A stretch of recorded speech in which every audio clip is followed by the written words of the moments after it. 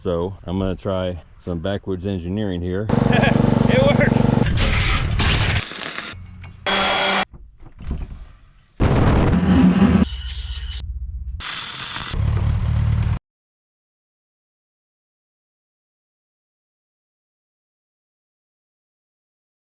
Well, we're back at it. Part 3, I think, of the reassembly. Make sure everybody can see what we're doing here. We're gonna put the points back in. We're gonna put the magneto in. I'm assuming all of this stuff is fine, so I didn't bother order. I'm just gonna assume that it works, and if it doesn't, I'll have to replace it. But I am gonna clean the points up a little tiny bit. Get a little piece of 320 sandpaper here, and just gotta stick it between the points, pull it out, do this a few times.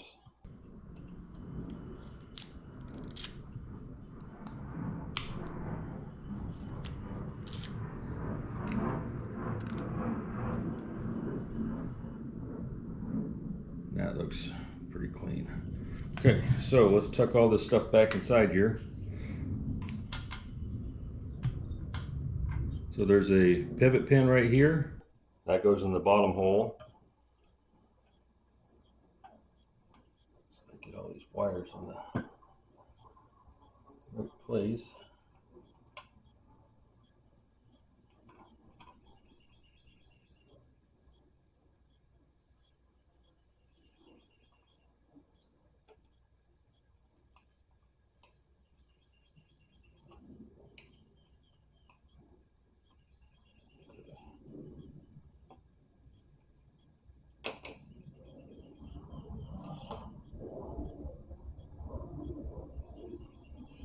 Put it all together here without dropping everything to oblivion.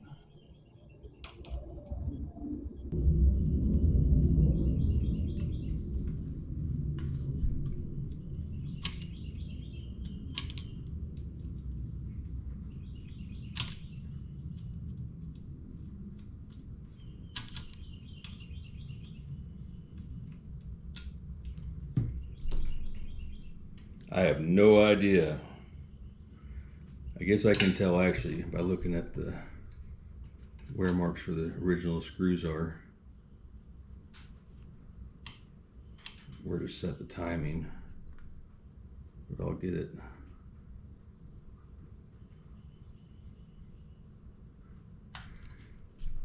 I just don't know what on a stroke, what part of the firing stroke it's on right now.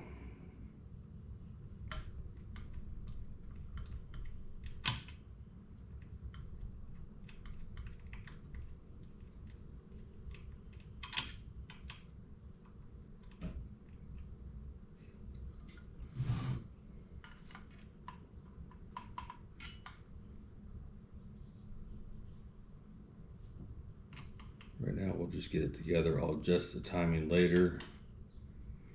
Now that I've gotten the flywheel off, it'll be easy to take it off next time if I need to adjust the timing. So, I need to get all these wires tucked in.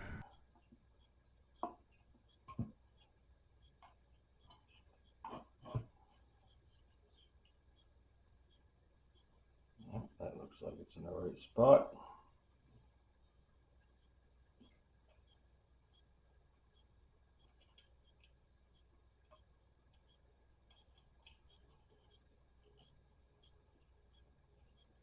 That's cleaned out a little bit.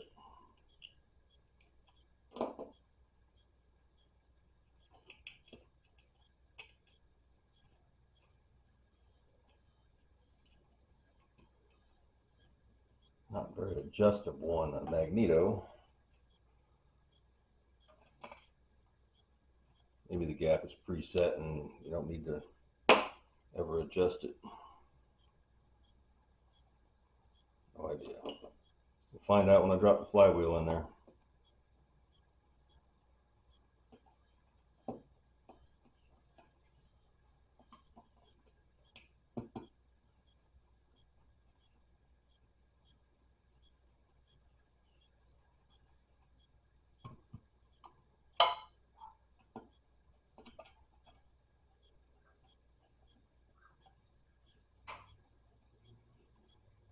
Okay, leave those not too tight right now.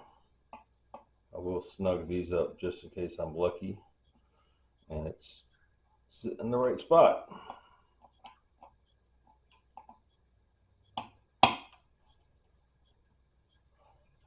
Got the dust cover here.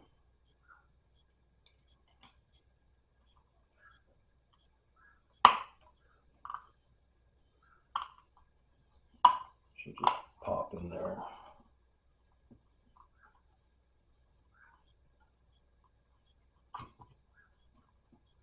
All right, what's binding you up?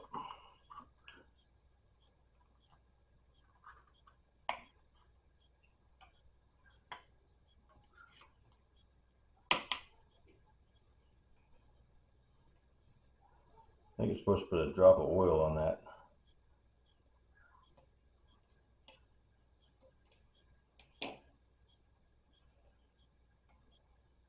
It seems to be in order. Just gotta get it to snap in.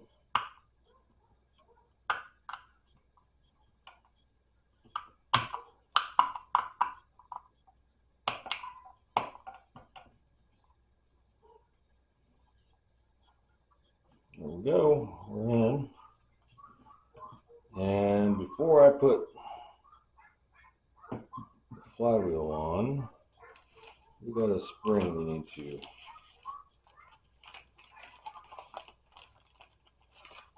Pardon the noise, somebody's ankle biters are currently losing their mind outside.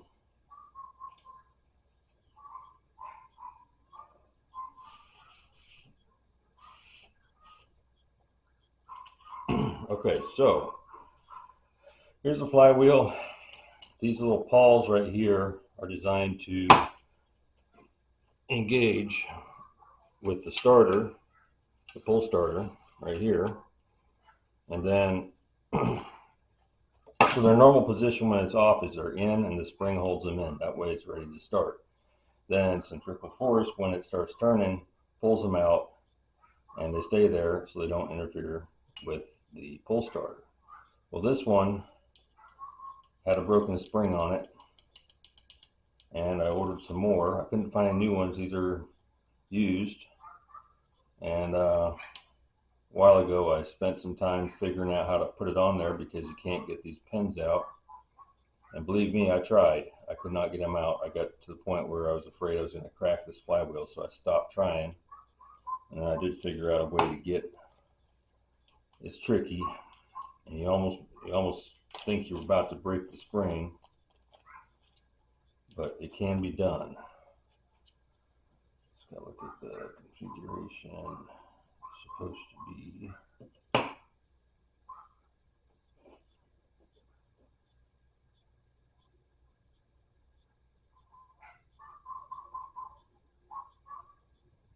Yeah, it's supposed to look like that. Is that right? Yep. Look like that in that configuration once I get it on there. But I got to finagle it in here. Got to keep my orientation right.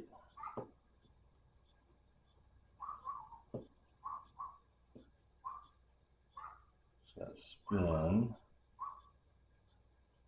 Maybe I can spin it the other way.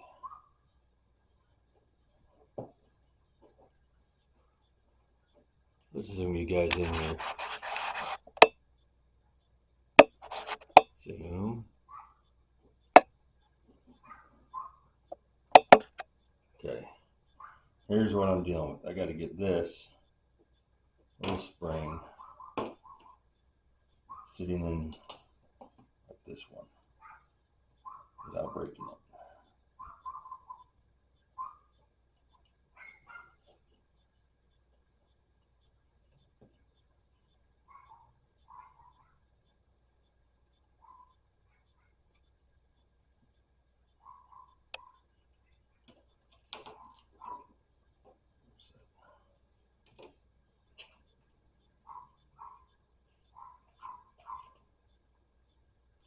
So I got 2 tries at this. I got to try to expand the spring by progressively getting larger items under it. Get it to pop over.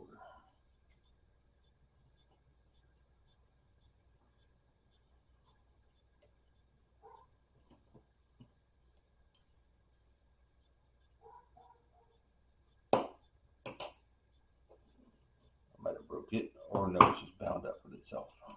Okay. Some tweezers. Doesn't look pretty, but I think it's going to work. So that's right. The tail of it's back here behind that fin. That's where it's supposed to go. And this, I have to finagle around to the other side of this nylon. Get it up. Right. Get in there. Get in there.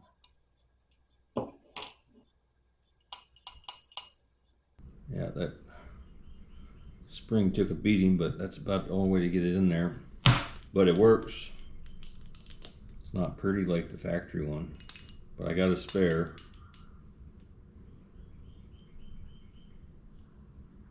Okay, that's ready. Let us install it.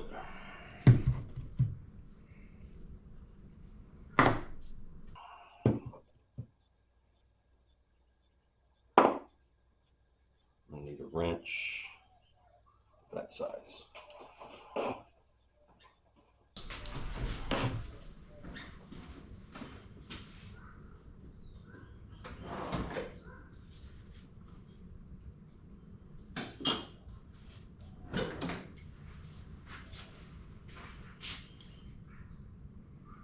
Don't tell me it's,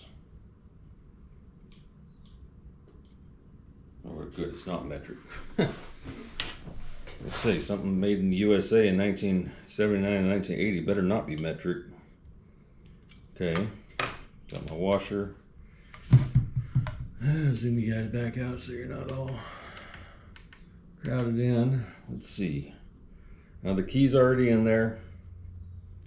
Just got to put it on.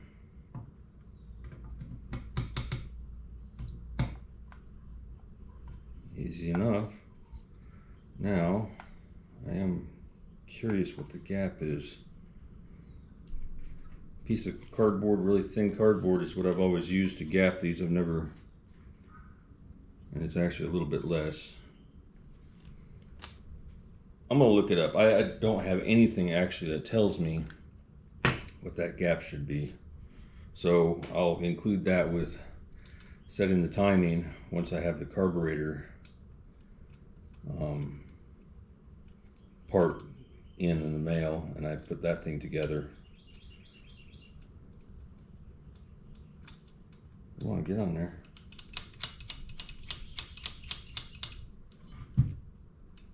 I'm probably going to take this off, so I'll wait to fully torque it. Just make it snug. All right. Next we're dealing with this side right here. Can I put powder shell on yet? No, not quite. Not quite.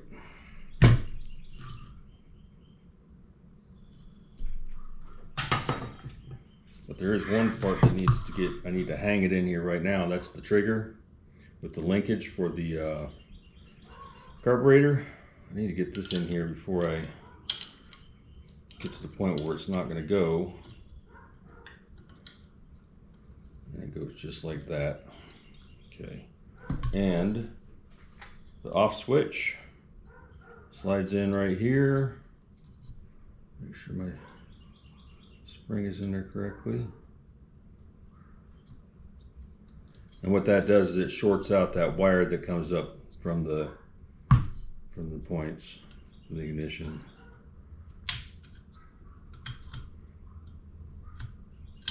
There we go. That'll do for this video. I'm gonna flip it over and get her set up to start putting the oil pump in, and the oil pump, drive gear, and all this other stuff that goes over here. And that'll be tomorrow. So I'll see you then.